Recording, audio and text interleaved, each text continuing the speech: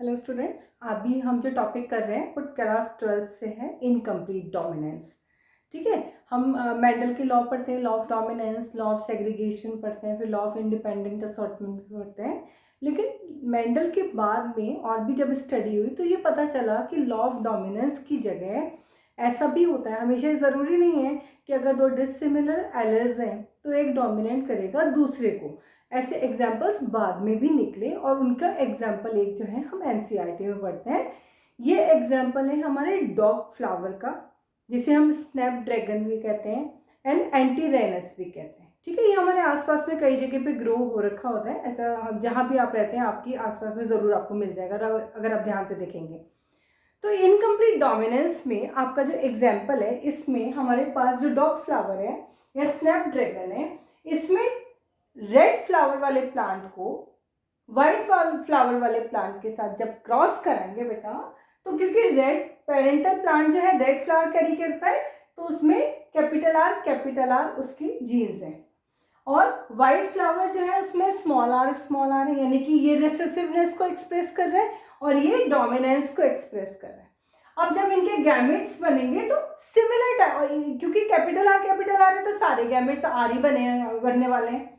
Small are है तो सारे गैमेट्स जो हैं वो स्मॉल आर ही बनने वाले हैं। ये जो गैमेट्स बनेंगे जब हम इन्हें फ्यूज कराते हैं तो F1 जनरेशन में कैपिटल आर स्मॉल आर आता है। कैपिटल आर डोमिनेंट पेरेंट से आ रहा है और स्मॉल आर जो है वो रेसेसिव पेरेंट से आ रहा है। और सारे के सारे जो आपके फ्लावर्स हैं इस प्लांट के, अगर हम देखें सारे के सारे फ्लावर्स जो हैं वो पिंक कलर के फ्लावर्स बनेंगे, जबकि मेंडल के अकॉर्डिंगली ये सारे के सारे फ्लावर्स जो हैं वो डोमिनेंट ट्रेट को उनको कैरी करना चाहिए। वो सारे के सारे फ्लावर्स जो हैं वो रेड होने चाहिए F1 जनरेशन में अकॉर्डिंग टू मेंडल। लेकिन this incomplete dominance is the example of exception of law of dominance. One of the examples, हमारी एनसीईआरटी में 2 एक्सेप्शंस हैं लॉ ऑफ डोमिनेंस के। पहला, अगर हम देखें एनसीईआरटी की सीक्वेंस में इनकम्प्लीट डोमिनेंस है और दूसरा को डोमिनेंस है। तो हम देखते हैं F1 जनरेशन में जबकि डोमिनेंट ट्रेट को एक्सप्रेस होना चाहिए, डोमिनेंट ट्रेट एक्सप्रेस नहीं होके क्या हो रहा है, एक नया ट्रेट आ रहा है, एक पिंक कलर के फ्लावर्स आ रहे हैं, यानी कि रेड कलर का जो जीन है वो अपने आप को कंप्लीटली एक्सप्रेस नहीं कर पाया और एक नए तरह की एक्सप्रेशन, इंटरमीडिएट कंडीशन डेवलप हुई और एक नए तरह का एक्सप्रेशन ऑफ कैरेक्टर यहाँ पे हुआ। ओके, अब यहाँ पे सारे के सारे फ्लावर्स पिंक है, इनकम्प्लीट डोमिनेंस को ये शो कर रहा है। इसके बाद जब हम F2 जनरेशन के लिए F1 को सेल्फ क्रॉस कराते हैं, F1 को सेल्फ क्रॉस कराया F1 से, कैपिटल आर स्मॉल आर वाले फ्लावर्स को, वाले प्लांट को कैपिटल आर स्मॉल आर वाले प्लांट के साथ क्रॉस कराया, तो हमारे पास जब गैमेट्स बनेंगे, तो क्योंकि कैपिटल आर स्मॉल आर है F1 जनरेशन में, तो 2 तरह के गैमेट्स बनेंगे। एक गैमेट जिनमें सिर्फ कैपिटल आर वाला यहाँ पे एलिस प्रेजेंट है और दूसरा जिसमें स्मॉल आर वाले एलिल प्रेजेंट है। यहाँ पे भी कैपिटल आर और स्मॉल आर वाले अलग अलग एलिल हो जाएंगे। अब जब इनका क्रॉस होगा तो आपके पास कैपिटल आर जब आपस में क्रॉस करेगा तो रेड कलर के फ्लावर वाले प्लांट आएंगे। कैपिटल आर और स्मॉल आर जब क्रॉस होंगे तो पिंक फ्लावर वाले प्लांट आएंगे। अगेन जब यहाँ पे दोनों स्मॉल आर जब आपस में क्रॉस करेंगे तो हमारे पास व्हाइट फ्लावर वाले प्लांट आएंगे। F2 जनरेशन में हमारे पास रेड भी आएगा, पिंक भी आएगा और व्हाइट भी आएगा, F2 जनरेशन जो हमारी बनेगी। ओके, तो अगर हम genotypic ratio of F2 generation को कंसिडर करें तो जीनोटाइपिक रेशियो, आप देखो जीन कितने तरह के, कैपिटल आर भी प्रेजेंट है, कैपिटल आर स्मॉल आर भी प्रेजेंट है और स्मॉल आर भी प्रेजेंट है। तो बेटा इनका रेशियो कितना है, 1 कैपिटल आर है, 2 कैपिटल आर स्मॉल आर है और 1 स्मॉल आर यहाँ पे प्रेजेंट है। Okay, so the genotypic ratio of F2 generation is 1:2:1।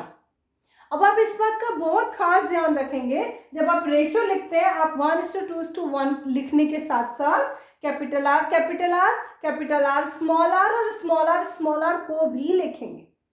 Okay, अब इनका फिनोटाइपिक रेशियो यानी कि फिजिकल अपीयरेंस इनकी कैसी है, अगर हम ये देखने की कोशिश करें तो यहाँ पे 25% जो प्लांट्स हैं वो रेड कलर के फ्लावर कैरी कर रहे हैं, 50% पिंक कलर के फ्लावर्स को कैरी कर रहे हैं और अगेन 25% फ्लावर जो है वो वाइट, प्लांट जो है वाइट कलर के फ्लावर को कैरी कर रहे हैं।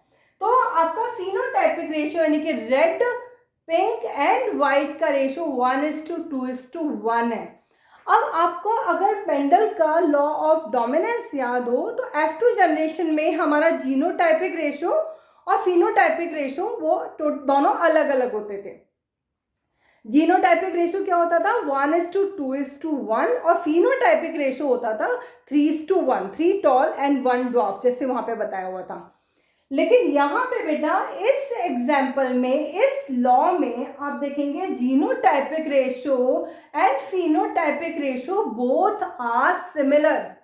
बोर्ड कई बार इस तरह से क्वेश्चन दे सकता है, give example of a cross in which genotypic ratio and phenotypic ratio of F2 generation are similar। तो आपको उस समय incomplete dominance explain करना है। So what is law of incomplete dominance? The law in which two plants are crossed when in F1 generation intermediate character appears, none of the gene is expressing itself completely dominantly, this is known as incomplete dominance. Okay, पूरी तरह से अपने आप को जो dominant trait है वो यहाँ पे एक्सप्रेस नहीं कर पा रहा है, और यही कारण है कि F2 जनरेशन तक पहुंचते पहुंचते जीनोटाइपिक रेशियो और फिनोटाइपिक रेशियो जो है वो सिमिलर हो जाएगा। ये बोर्ड का बहुत इंपॉर्टेंट क्वेश्चन है, बहुत इंपॉर्टेंट, ध्यान से कीजिएगा।